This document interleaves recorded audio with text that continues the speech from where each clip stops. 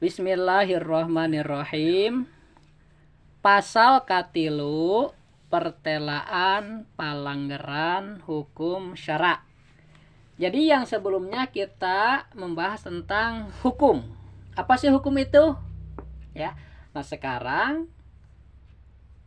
batasan hukum syara. Kan pada pertemuan yang lalu hukum itu ada 3, ya. Ada hukum syara, hukum akal, hukum adat, gitu kan ya. Nah, sekarang fokus ke hukum syara dulu gitu. Jadi satu-satu nanti dibahas ya. Dalam pembahasan yang lalu itu, ketika hukum syara seolah-olah bentrok dengan hukum akal, maka yang harus kita pegang hukum syara. Ketika hukum akal berbenturan dengan hukum adat, maka yang kita pegang hukum akal. Sedangkan hukum syara dengan hukum adat jarang ada benturan gitu. Bahkan banyak hukum adat diadopsi jadi hukum syara. Al-adat muhkamat itu kaidahnya dalam usul fikih itu. Jadi kalau orang nggak ngaji usul fikih udah ripuh. Mau ketemu jeung Islam nu bener gitu. Kemarin teh hukum syara, hukum akal, dan hukum adat. Di hukum akal itu begini, kita itu kan harus beribadah kepada Allah ya. Pertama harus ibadah itu hati, ibadah batiniah ya. Nah, jadi di dalam tubuh itu ada fisik, ada hati, ada akal. Jadi akal ini alat untuk memilih. Untuk memilih, misalnya kalau kita ambil gimana nih? Kalau enggak gimana? Bisa milih kita kan? Itu fungsi akal di situ. Akal itu dimuliakan oleh Allah sehingga harus dijaga. Jangan sampai rusak. Karena kalau orang akal udah rusak, ya udah nggak bisa ibadah dia. Ya. Akal itu diberikan oleh Allah berbarengan dengan ditiupkannya ruh. Ketika kita berusia berapa? 4 bulannya dalam rahim ibu tuh kan. Ditiupkan ruh oleh Allah sekaligus diberikan juga akal. Bareng gitu. Kemudian setelah itu ditetapkan itu oleh malaikat itu. Ditetapkan ajalnya kapan gitu. Rezekinya ya, pekerjaannya, kemudian bahagia atau tidaknya kelak di akhirat. Nah, ini kan disebutnya atau kenapa? Nanti lihat dulu kehidupannya gimana gitu. Kehidupannya taat kepada Allah berarti bahagia gitu kan. Kehidupannya tidak taat, maksiat berarti tidak bahagia gitu kan. Nah, itu mah bahasa lagi atau au. Dan hadisnya juga. Ini kan mutlak, ajalnya ditetapkan gitu kan. Kemudian rezekinya ditentukan, pekerjaannya ditentukan kan. Apa ge dulu mah pengen jadi naon insinyur pertanian, ngameng kalau jadi ustad. Jangan tina ekspektasi gitu kan, tapi malah bersyukur sebenarnya karasa manfaatna gitu, mending jadi ustad gitu ya rupanya. Jadi orang bisa ngaging dari sorangan heula gitu kan ya mereka batur saya gitu. Nah, dalam tubuh kita itu ada 3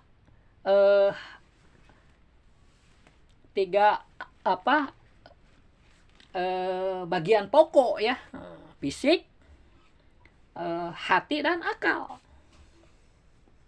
Orang kalau bilang akal selalu ke sini arahnya, kalau hati di sini ya. Di mana yang benar nggak tahu kita juga. Coba di tarif akal tuh banyak tarif akal itu, tapi apa ya, kewajiban pernah dijelaskan. Di antaranya begini, akal itu nurun ruhaniyun yukdafu fil qalbi awidhimagi bihi tudrikun nafsu al uluma dzurriyata wa nadhariya. Akal itu adalah nur yang atau ruh nur sejenis ruh. Nur sejenis ruh. Sejenis gitu akal dengan ruh masih sejenis gitu. Tapi beda. zapu fil qalbi, yang disimpan itu fil qalbi, dalam hati, awil dimagi, atau dalam pikiran. Berarti kan ulama juga nggak tahu di mana tepatnya gitu kan. Nah, sampai kalau nggak di hati, di pikiran gitu. Akal itu disimpannya. Bihi tudriku nafsu al-uluma dzaruriyata wa nadhariyah. Dengan adanya akal itu, kita jadi tahu tentang ilmu doruri dan ilmu nadori. Jadi ilmu itu kabagi dua, ini ada ilmu qadim, ilmunya Allah. Ada ilmu hadis, ilmunya makhluk. Ilmu hadis mah diberikan oleh Allah kepada makhluk, kepada kita. Nah, ilmu di dalam diri kita itu terbagi dua. Pertama ilmu doruri, kedua ilmu nazori. Pertama ilmu doruri. Kedua ilmu nazori. Kalau ilmu doruri itu yang sudah kita tahu, 2 tambah 2 berapa? 4. Nggak perlu mikir lagi kan? 1 tambah 1 pada 2. Nah, cepat. Itu doruri namanya, yang sudah kita maklumi. Sedangkan ilmu nadori harus dipikir dulu. 3.000 tambah 4.000 tambah 2.000. Nah, itu kita mikir dulu kan. Mungkin suatu kasus bagi seseorang itu doruri, udah maklum. Bagi orang lain mungkin nadori. Ya, jadi nggak sama gitu. Tapi dengan adanya akal dia jadi tahu akan kedua ilmu tadi, doruri dan nadori. Itu fungsi akal. Sehingga karena akal ini bisa mengetahui kedua jenis ilmu, baik doruri atau nadori, maka akal ini sangat penting. Jadi akal itu penyambung antara fisik dan ruh. Kalau nggak ada akalnya, nggak sinkron fisik dan ruh itu, ya. Tapi kalau akalnya sehat, sinkron. Kita mau jalan ke sana, ruh kita juga pin ke sana. Tapi kalau nggak sinkron, nggak capruk ngomongnya kalan. Beda deh jeung fisiknya gitu kan. Orang gila misalnya gitu kan, itu nggak sinkron. Tapi Allah bager menjelma gelo hati leutik, henteu dosa, daharat masuk surga. Doger mukalaf. Nah, ilmu apa? Doruri dan naduri itu diketahuinya oleh akal. Jadi akal itu harus dijaga. Masuk hukum syara nanti, menjaga akal itu wajib. Kalau merusak akal berdosa. Makanya minum-minuman keras kan, narkoba itu diharamkan karena merusak akal itu. Karena akal inilah yang akan jadi penyambung nanti antara ruhani kita dengan sifat-sifat ketuhanan. Akal ini yang dipakai berpikir gitu kan. Jadi fisik boleh hancur, akal mah jangan. Jadi kita nanti meninggal itu dengan akal ya. Kita tuh bergantung dengan akal. Kalau akalnya diisi ilmu, kuat dia. Kuat sampai tujuan gitu. Ketemu sama sifat-sifat Allah gitu pada hakikatnya kan. Jadi nggak diantar sama siapa, makanya akal ini harus diisi ilmu. Sehingga ilmu tauhid aja cukup gitu sebenarnya ya. Ilmu lain tuh penunjang kepada ilmu tauhid gitu. Nah, kemarin dijelaskan dalam ilmu hukum itu ada hukum syara, hukum akal, hukum adat. Nah, kita ke tengah dulu hukum akal. Hukum akal itu ada 3. Ya. Dalam hukum akal ada 3. Itu pertama wajib syar'i, wajib, kedua mustahil, ketiga jaiz atau wenang. Ya, hukum akal itu ada 3. Jadi hukum-hukum menurut akal itu terbagi 3. Yaitu wajib, mustahil dan jaiz. Jaiz. Misalnya keberadaan Allah itu bagaimana menurut akal gitu kan. Nah, itu wajib. Wajib ada.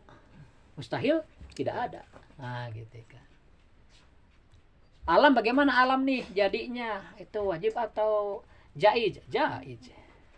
Alam itu mau ada silahkan, mau enggak juga silahkan, tergantung yang membuat gitu kan. Nah, itu jaiz.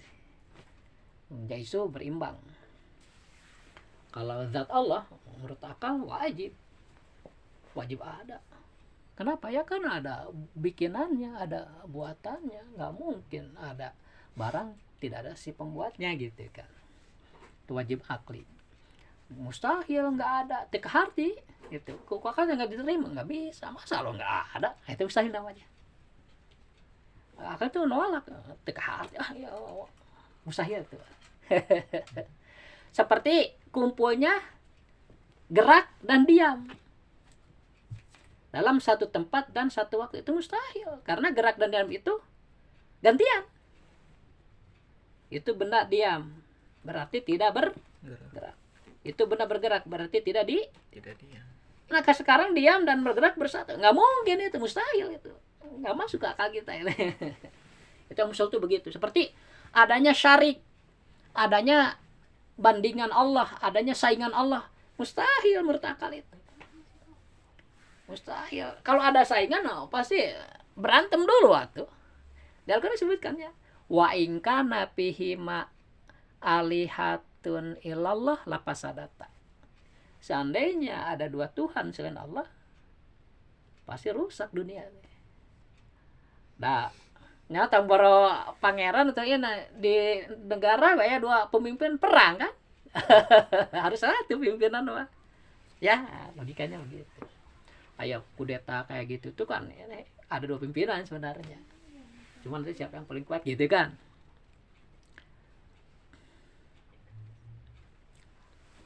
Paham ya tentang wajib akli, mustahil akli ya. Yes. Jadi beda maksudnya dengan wajib syar'i, beda. Kalau wajib syar'i mah mayusabu ala fi'il ya. Nah, jadi untuk memenuhi batiniah kita harus menguasai ilmu akal, yaitu wajib, mustahil dan jaiz itu harus paham gitu. Sedangkan untuk fisik, nah itu hukum syar'i gitu kan. Hukum wajibnya sholat seperti itulah. Pasal katilu pertelaan palanggaran sara. Ari palanggaran sara, palanggaran teh batasan ini ya. Nyaeta wad'un ilahiyun. Saikun lidawil ukulis salimah. Bikhtiyarihimul mahmudata. Ilama yasluhu ma'adhahum wa ma'asyahum. Intaha cenanya itu ada ha ya, hamnya dengan ha ya. Itu teh kependekan dari intaha ya. Umul Barohin diambil dari kitab Umul Barohin di Sadur ya, dari kitab Umul Barohin. Kitab tauhid Umul Barohin ya. Nah, itu kan Arabnya tadi ya. Wad'un ilahiyun saikun lidawil ukulis salimah bihtiarihimul mahmudata ilama yasluhu ma'alahum wa ma'asahum. Nah, sekarang artinya nih di bawah.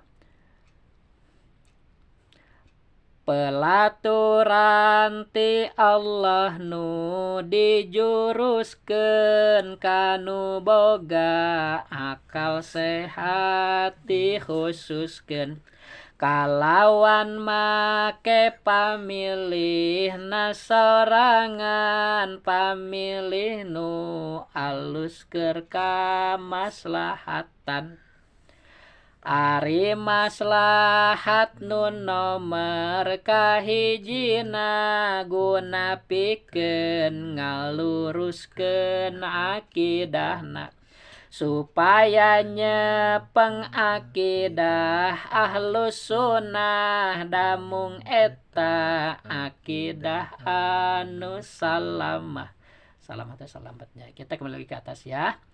Jadi palanggaran hukum syarate yaitu wad'un ilahiyun. Jadi peraturan ti Allah. Iya, wad'un teh peraturan, ketetapannya. Wad'un ilahiyun ketetapan dari Allah, dari Tuhan gitu kan. Ketetapan Tuhan gitu ya. Wad'un ilahiyun itu ketetapan Tuhan. Saikun yang dijuruskan dijuruskan gitu ya. Dijuruskan apa maksudnya? Dijuruskan ditujukan lidawil ukulis salimah kepada orang yang memiliki akal yang sempurna. Tuh harus sempurna akal teh. Sempurna akal teh disebutnya balig nih. Udah sempurna akalnya itu sehingga wajib mandiri ibadahnya gitu. Berbeda, nggak ditanggung orang tua lagi gitu. Bihtiarihimul mahmudata kalawan pamilih anu alus keur kamaslahatan. Jadi Allah sudah menetapkan ya agar ketetapan ini dipilih oleh kita gitu. Jadi harus diterima. Jadi batasan hukum syara itu yaitu peraturan dari Allah yang dikhususkan bagi orang yang sehat akalnya, ya akalnya sempurna, agar akal dia itu dipakai untuk memilih gitu kan. Pemilih anu harus untuk kemaslahatan. Dalam hidup ini kita harus maslahat nih. Bagaimana cara itu ya? Kita harus memiliki pemilihan gitu. Ikhtiar bahasa Arab nanti ikhtiar, milih teh ikhtiar. Rek mana euy rek ikhtiar cenah. Sebenarnya rek milih teh. Ikhtiar itu milih, misalnya gawe entong. Milih kan? Gawe eta ikhtiar. Milih mana milih gawe gitu. Gawe entong. Rek sare gitu. Berarti mana milih sare gitu kan? Ikhtiar. Nah, termasuk doa juga termasuk ikhtiar. Berdoa dulu gitu. Pengalaman apa gitu dulu kalau mau kerja gitu ya. Berdoa dulu, banyak sholat duha, banyak wirid gitu. Nggak lama, sebulan 2 bulan dapat kerjaan. Pernah nggak berdoa dulu ya, ngasup lamaran gitu setahun ya. Karek menang. Luar biasa doa tuh, motong kompas. Tak sing rajin. Kesuksesan itu kadang dekat, cuma nggak ditarik oleh kita. Dengan apa tariknya? Di kita ada potensi nih, apa doa. Gunakan, lawan rasa malas. Sok bakal karasa. Nah, pengalaman bapak kayak kan memang pesantren kan banyak yang tidak tahu. Tapi bapak lingkungan halus, jinimgasin wae gitu kan. Karena dulu belum ada HP kan ya, jadi ente fokus kan. Karena main ente karena dari kecil apa dengan ibu. Tahu gitu gimana susahnya orang tua yang sendiri ya.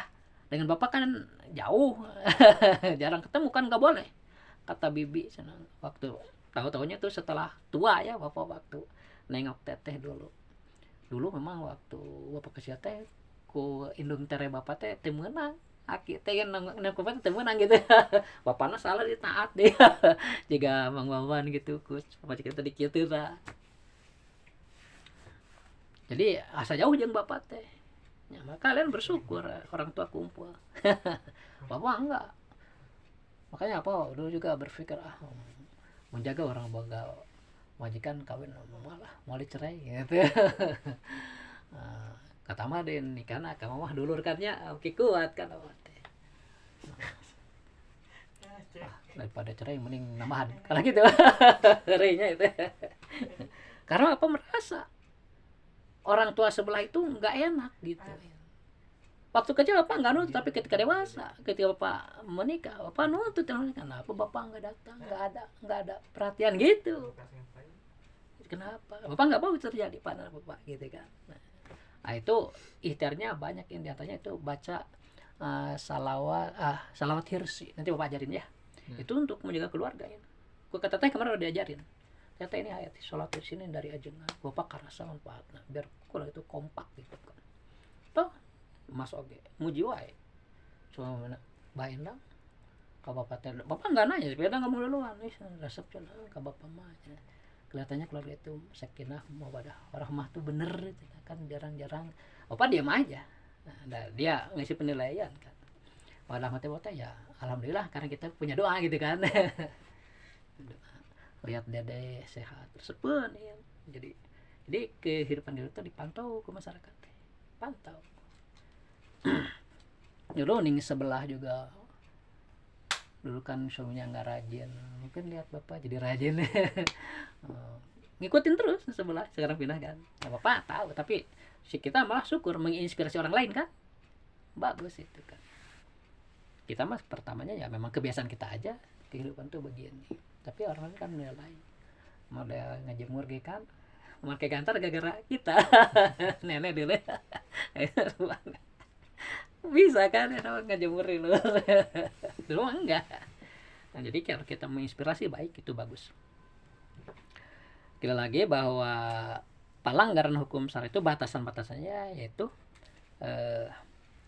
peraturan dari Allah ya yang dikhususkan bagi orang yang berakal sehat, agar dengan akal itu digunakan gitu, akal itu digunakan untuk memilih kemaslahatan bagi dirinya.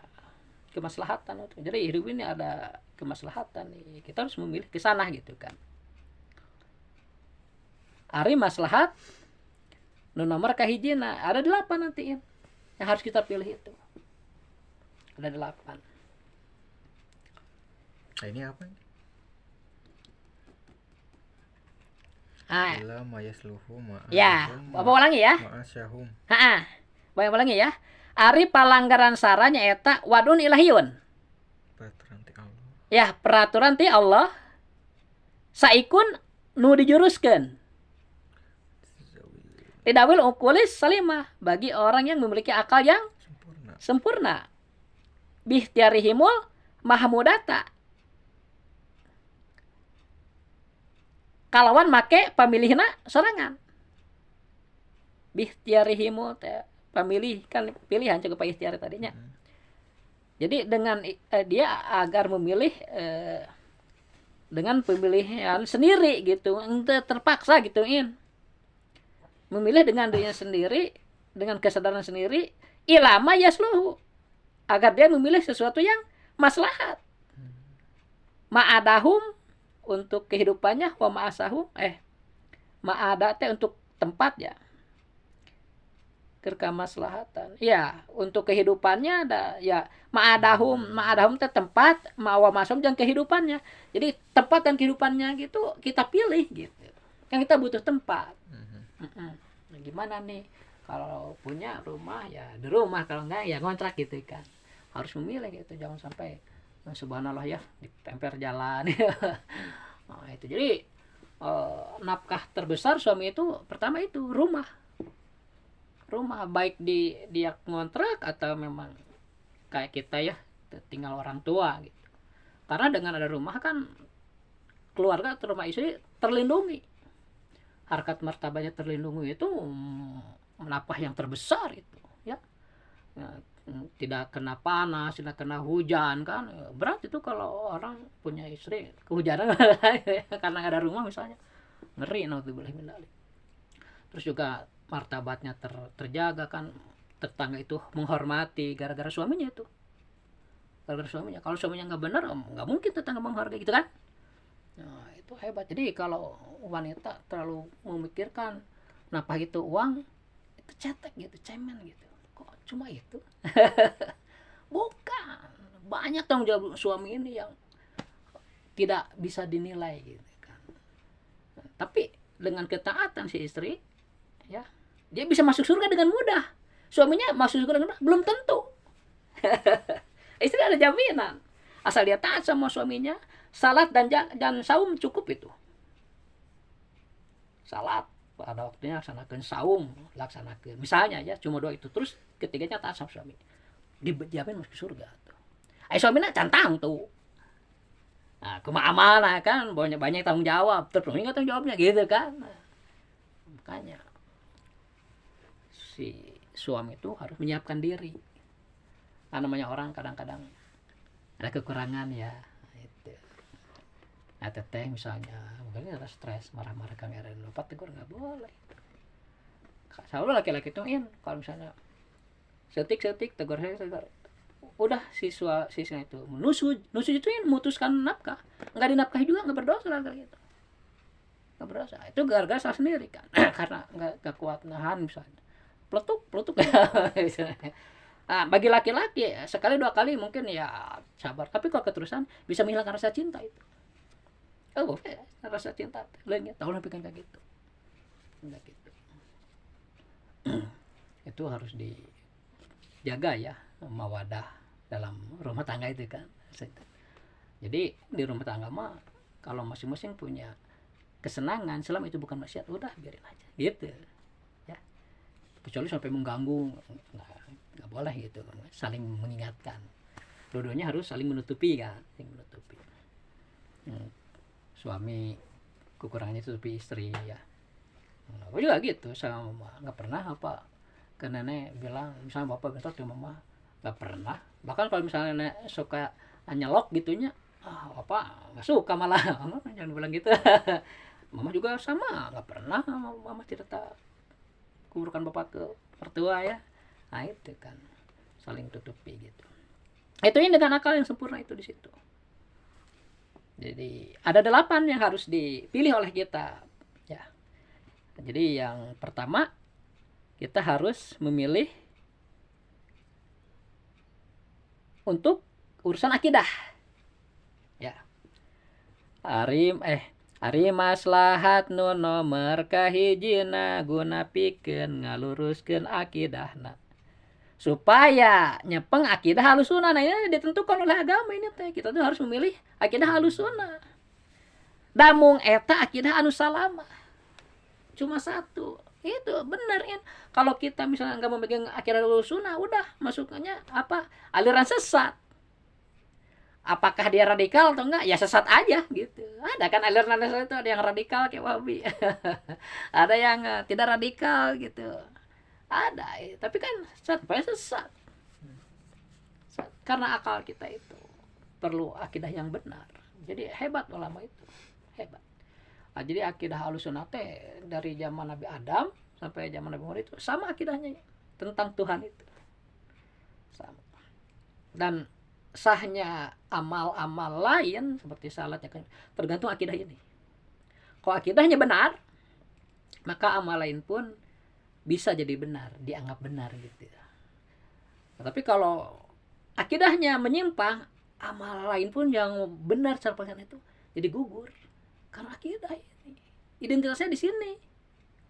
Jadi sahnya amal itu kan ku akidah. Mun akidah ngaco ya udah. Gitu. Makanya kan antara iman dan Islam itu pada dasarnya berbeda itu di situ. Kalau iman itu kan pembenaran, tasdik. Ya, kita membenarkan apapun yang datangnya dari Nabi. Kan iman itu atas diku bima jaa bihin Nabi sallallahu alaihi wasallam mimma ulima minadini bidarurah gitu kan.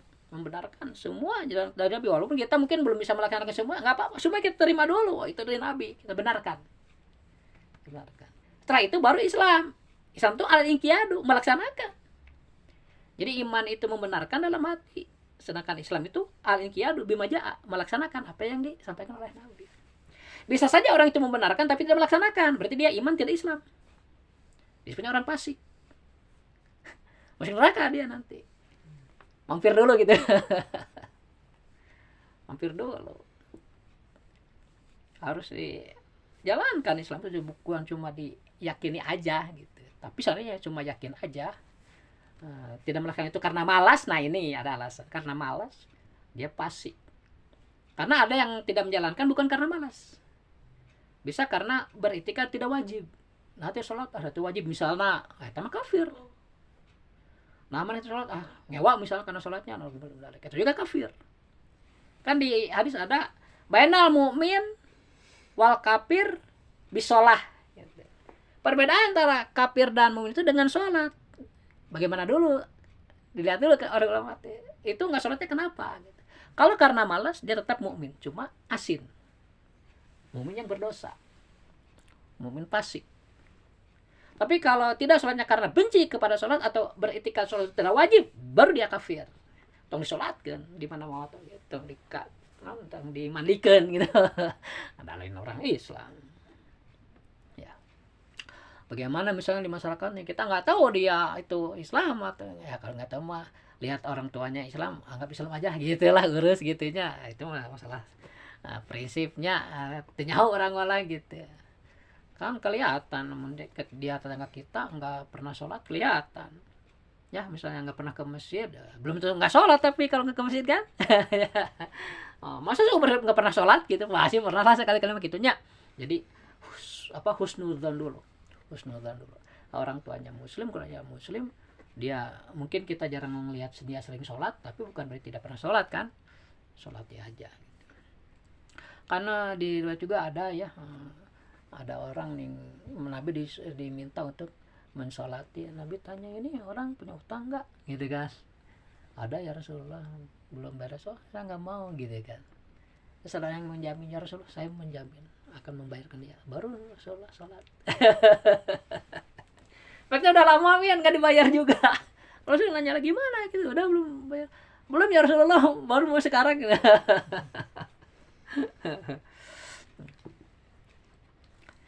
Mungkin itu duluin ya, Ya, Pak. bahwa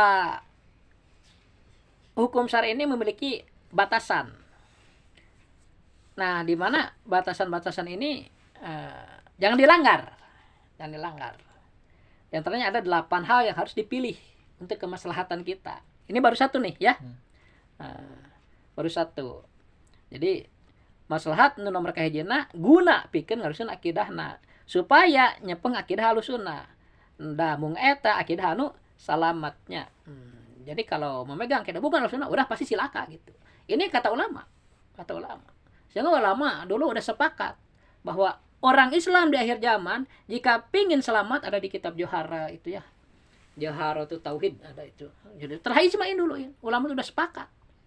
Ulama-ulama jumhur itu ya bahwa umat Islam akhir zamannya ingin selamat, pertama akidahnya jangan keluar dari aswaja, ahlus sunnah wal jamaah. Ahlus sunnah wal jamaah itu kan nabi dengan sahabat. Ahlus sunnah itu nabi, wal jamaah itu sahabat. Tetapi kemudian karena nabi dan sahabat sudah meninggal, ya, yang dari kelompok manusia ya, kalau dari jin masih banyak, udah meninggal. Maka siapapun orang yang mengikuti akidah, nah akidah nabi dan sahabat, dia juga disebut aswaja. Ahlussunnah wal jamaah. Karena ekornya dia gitu. Jadi kepala sama badan itu ya nabi dan sahabat lah. Aswaja itu. Kita ekornya. Harus gitu itu kan. Di Al-Qur'an disebutkan di surah atau ayat 100 itu kan waladinat taba'uhum bisan. Dan orang-orang yang sesudah nabi dan sahabat itu yang mengikuti nabi dan sahabat dengan baik gitu. Makanya dipertahankan ku ulama ya. Ajaran tentang sifat 20 teh. Ya, itu mah bukan menang istihad itu. Menang istihad beda yang pikir boleh istihadnya pikir mah dalilnya kan sifatnya zon ari akidah mah teu bisa istihad dalilnya yakin kita tinggal nerima aja percaya aja cukup nggak percaya udah kafir gitu jadi keadaan tentang Allah wujud kita mau itu udah dijelaskan oleh Nabi dijelaskan oleh Al-Quran. Jadi ulama itu mengumpulkan aja ini sifat Allah nih wujud ada dalam Al-Quran ada di hadis ada gitu kan kidam itu dikumpulkan minimal tuh 20 nu kurang kudu apal teh gitu udah di plot gitu kan kalau ngambil selain ini udah sesat aja gitu rek ngaku itu mana sesat pasti celaka gitu. Nah jadi yang pertama kita harus pemegang akidah ahlus sunnah. Ya sekarang ini zaman fitnah kan semua orang ngakunya benar. Jadi standarin. Kalau kamu ingin tahu apakah orang itu benar atau enggak, sesat atau enggak, akidahnya. Akidahnya meyakini Allah itu wujud, kidam, bako dan seterusnya. Syukur-syukur dia tahu dalilnya kan wajib itu dalil. Berarti dia orang selamat. Orang selamat. Walaupun mungkin ibadahnya kurang getol sama ya mudah-mudahan oke, taubatnya diterima gitu kan ya. Tapi lamun akidahnya keliru sanajan ibadahna halus. Udah nggak ada bahan gitu kan. Karena kalau orang tidak beriman tapi muslim gitu ya. Jadi melakukan amaliyah Islam tapi hatinya enggak beriman gitu, menolak gitu. Itu kan munafik gitu. Jadi kalau orang beriman tidak berislam, fasik. Kalau orang tidak beriman tapi berislam, munafik. Kalau fasik ya masuk neraka tapi akan masuk surga nantinya gitu, setelah bersih dosanya.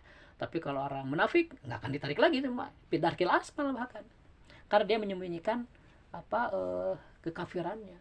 Munafik naduleh mendarik ya. Harus bisa kita nggak boleh latah gampang nuduh wah mana emang munafik ulah bisa malikin dan harus gitu. Kalau seseorang menuduh orang lain munafik ternyata tidak kembali itu tuduhan kepada dirinya.